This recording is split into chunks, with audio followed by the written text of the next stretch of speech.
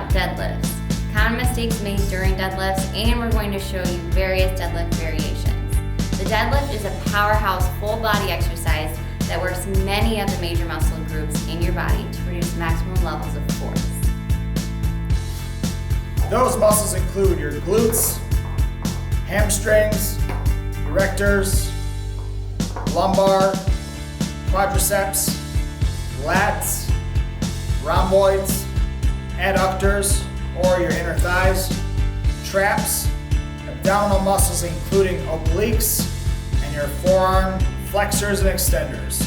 Certain muscle groups are engaged more than others based on the variation of the deadlifts you're doing, but the main prime movers and muscle groups being trained are your glutes, hamstrings, and lower back muscles. Your glutes are your center of gravity, while being the prime mover and major focal point of deadlifts. Your hamstrings, erectors, and lumbar, or your lower back muscles, work synergistically to help your glutes power through deadlifts. The functions of the glute muscles include extension, abduction, external rotation, and internal rotation of the hip joint, along with hip stabilization and power. Your glutes are the largest muscle in the body, and extremely powerful as they help our core and posture stay strong. The hamstrings are in charge of flexion of the knee joint and also extend the thigh to the backside of the body. Your hamstrings are primarily used in walking, running, and many other physical activities. Lastly, having a strong lower back and posterior chain muscles can help reduce or eliminate back pain, along with helping you build a strong and stable core. If you sit behind a desk for most of the day and tend to have a tight lower back, tight hips, and stiff hamstrings, then the deadlift variations we're going to show you will really help strengthen your posture and core by helping to stabilize your core and center of gravity. Be sure to watch our video on stretching to learn how to have optimal mobility in your hip complex and lower back before you start deadlifting or training your lower back, glutes, and the hamstrings to get the most activation and results out of your workout. Performing exercises with tight hips and a tight lower back can lead to unwanted lower back, hip flexor, and knee pain. Before we move on, we're going to show you some of the most common mistakes we see in the gym with deadlifts, and trust me, you want to avoid these as much as possible. The first one is bad foot placement. So either your feet are too wide and you notice your knees are rolling inward as you come up. We never want the knees to pinch in. We always want the knees to stay straight, following the toes. That's why we always recommend the jump stance, hip distance apart, because it's the most relative to running and jumping. Next, you want to make sure your knees never go forward past your ankles. The more your knees go forward and past your ankles and your knees hinge forward, the more strain and work we're putting on the lower back for unnecessary lower back overuse and not enough use of the hamstrings and glutes. Then, you want to make sure your butt's not too high starting from the ground. Kills the purpose of training your hamstrings and lower back and glutes in one motion. We're putting excess load on the lower back starting from the ground and having your butt too high. So make sure when you start your movement, your hips stay low the whole time. Same thing goes with separation between the bar and your shins. When you start a deadlift, you want to make sure the bar is always touching your shins. Always feel the steel the whole way up. Oftentimes, people start with the bar touching their shins, and then before they come up, they raise their butt up first, and the bar separates from the shins, and that's bad. It puts too much excess load and strain on the lower back. So make sure you don't have any separation between your shins, thighs, and the bar the whole time. Feel the steel the whole time. Next, when you get into the deadlift position, you want to try to maintain a neutral spine from your head, shoulders, all the way down to your hips. Make sure there's no curve in your lower back when you lift the bar up.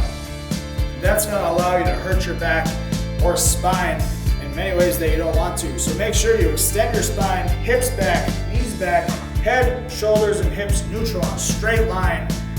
Mainly with the head as well. Try not to lift your head up and look to the ceiling, because now we're putting your spine in a vulnerable position to hurt your neck. And lastly, we're going to show you a couple more. When you grab the bar and start your deadlift motion, make sure you never pull the bar up with your arms. That's bad form and it causes you to overwork your lower back. It typically causes you to raise your hips up too fast and not use your hamstrings properly. And the last one we're going to show you, since she's already in position, is make sure your chest isn't forward and the chest isn't past the knees. You always want to rock your weight back to your heels. Remember, heel to steel, knees directly over the ankles, hips back, back arched, shoulders back, head neutral, and the deadlift is a push, not a pull. Oh, we almost forgot one thing, very important. When you get into this deadlift position, make sure you don't arch your back too hard. You always want to keep your abs squeezed and your core tight throughout the entire movement, especially at the top of the movement. As you get to the top, do not hyperextend your back. So stop when your butt's squeezed and your abs are tight. Don't ever lean your chest back too far and hyperextend your back. That's an easy way to hurt your back, especially if you already have a tight back. First, we're going to teach you the barbell deadlift. Check it out. For proper deadlift form, we're going to have you walk your feet towards the bar, hip distance width apart, until your shins touch the bar. We always want to feel the steel on this exercise the whole way up, so there's no separation between you and the bar. As you grab the bar, you want to lock your elbows completely so we never pull the bar. Squat and stick your butt out so you're hinging your hips back. Back's nice and flat, head neutral, and shoulder blades squeezed together as we push the bar up with your heels. Squeeze your butt forward at the top without hyperextending the back. And then we want to go down with proper form as well. So notice as she goes down, stick the butt out, hinge back, and squat back into your starting position with a perfectly neutral spine the whole time. Remember, feel the steel the whole way up. Push the bar up with your heels. Elbows are locked, so we're never pulling the bar. And then we want to go up and down with a neutral spine. Hips forward at the top, hips back on the way down. Notice when Alexis was deadlifting, both of her hands were over the bar.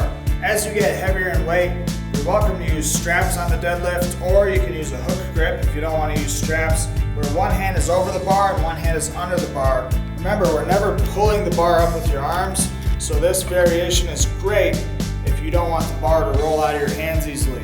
Just make sure if you use a hook grip to flip your hands around every set that you do, so you're even on both sides. The next deadlift variation we're going to show you is called a sumo deadlift. So instead of your toes being straight and hip distance apart, we're going to step your feet outside shoulder width apart with both of your toes and knees pointing 45 degrees out the whole way up and the whole way down. Check it out. The benefit of the sumo deadlift is that it targets your inner thighs and VMOs a lot more and the outer glutes a lot more. Everything else is the same form-wise. Just make sure, since your toes are pointing out, your knees are also pointing out the whole way up and the whole way down, following your toes and staying behind your toes. As always, remember to keep your core and abs squeezed for every single deadlift movement and exercise that you complete. The next variation we're going to show you is called the RDL, or Romanian deadlift. Check it out, we're going to hold the bar standing up straight with your feet hip distance apart again. On this movement, we're primarily focusing on the hamstrings versus the lumbar, taking most of the load on the way up. Check it out. As Alexis goes down slowly, she's hinging her hips back as far back as she can. Starting positions here, we're pushing the butt out as far as we can on the way down to enhance the hamstring stretch. Keeping the back neutral the whole time, head neutral the whole time, and then squeezing the butt forward at the top. Remember, this variation really targets your hamstrings and glutes, a little less lower back.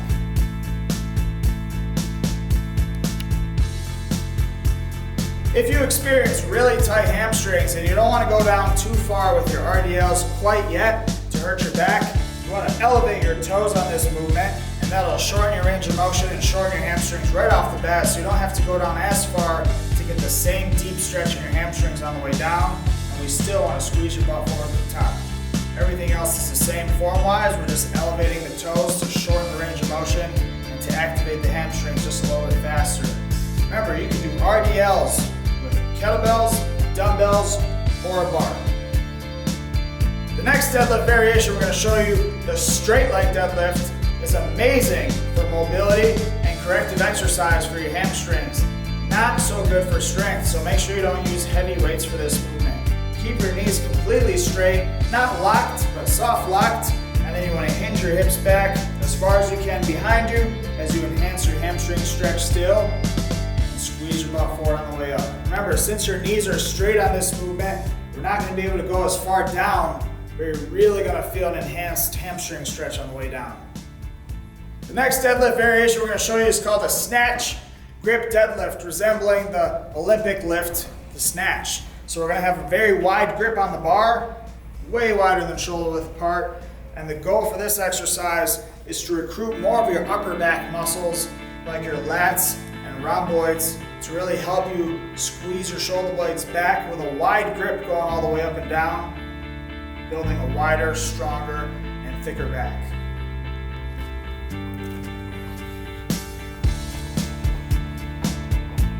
If you're training for hypertrophy or muscle development or growth, the goal is to keep your muscles under tension as long as possible. Time under tension. It's not about how much weight you lift, but it's about how well you lift it and how much time we can keep our muscles under tension to provide maximal muscle breakdown for maximal growth. So the banded deadlift is an amazing exercise for hypertrophy because it keeps your muscles under tension the whole time, going up and down, and it increases as you come up. Check it out.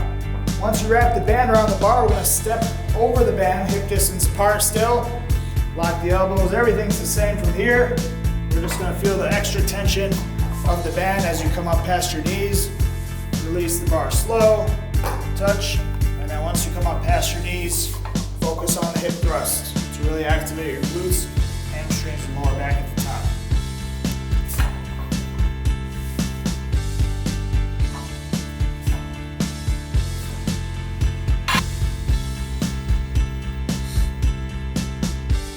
The hex bar deadlifts are another amazing deadlift variation, especially if you're a little tight in your hamstrings or if you're a little taller, because it allows you to get into a lower position easier without allowing your knees to go forward, because you can adjust your feet hip distance apart or wider much easier. Check it out.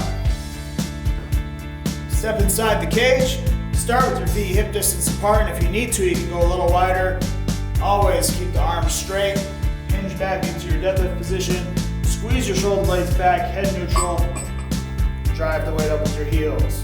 Everything else is the same on the way down. Hinge back, squat your hips down, set it down gently, and then back up. The cool thing about the hex bar is you can do a high bar or you can do a low bar. It's very simple, you just flip the bar around.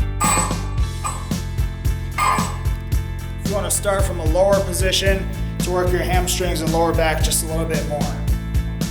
Unilateral training, or training one side of the body at one time, is one of the best ways to get rid of muscular imbalances and to make sure you're not overusing one side of the body versus the other.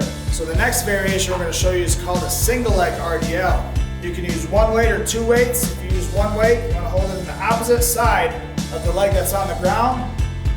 Everything else is the same. You're going to kick your free leg straight back as you push the kettlebell towards your body, as you hinge your hips back, neutral spine. As you come up and feel the hamstring stretch, squeeze your butt forward.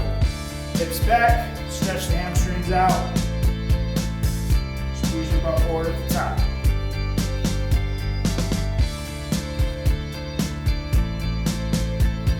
If your balance and stability aren't quite up to par yet, you can always do a modified single leg RDL.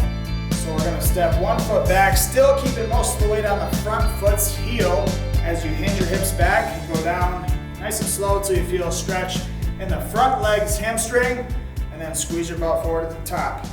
Another variation of these is if you don't want to stagger your feet and you feel like you're tilting your body to the side, you can always grab onto a wall or a railing next to you and do the same motion.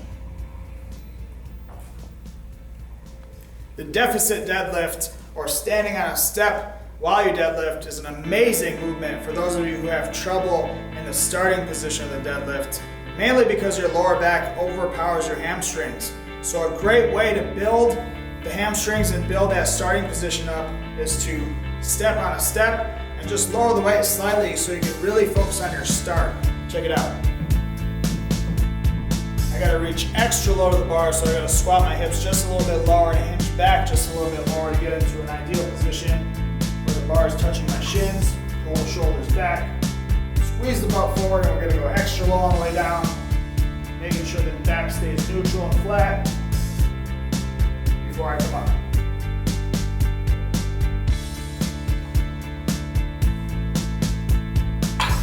The opposite of a deficit deadlift is a rack pull deadlift. So we're elevating the bar a little bit higher off the ground this time. I'm standing on a step because the squat rack safeties are a little short, so I'm standing extra high so the bar is just a little bit higher, right around where my knees are. This exercise is great for those of you who have a weaker lower back compared to your hamstrings. So it's a great way for you to start just a little bit higher with the bar and go a little bit heavier to really focus on strengthening your lower back with a shorter range of motion. Check it out. Everything's the same. Feel the steel with the bar. Elbow position completely locked. Back neutral. Sit back on your heels. Shoulder blade squeezed as I really focus on my hip thrust. Squeeze my butt forward at the top. Release the bar slow. Making sure your back stays flat the entire time. Since the range of motion is so much shorter, typically you're able to go just a little bit heavier with the rack pull deadlift. The rack pull deadlift is also a great way to build your 1 rep max just by getting used to and getting more comfortable with a heavier weight on your deadlifts before you pick it up off the ground. If you're trying to take your stability and balance to the next level, the Bosu deadlift is an awesome but challenging variation of the deadlift. Grab your weights first, then you're going to step on the ball by stepping your foot on one side of the ball, leave it on the ground, then bring your other foot up, adjust your foot position to hip distance apart. We can do all the deadlift variations on the ball. I'm going to show you an RDL for now, but remember you can do the traditional deadlift, the single leg deadlift, or the RDL on the ball. Remember you keep your neutral spine, weight on the heels, squeeze your butt forward at the top.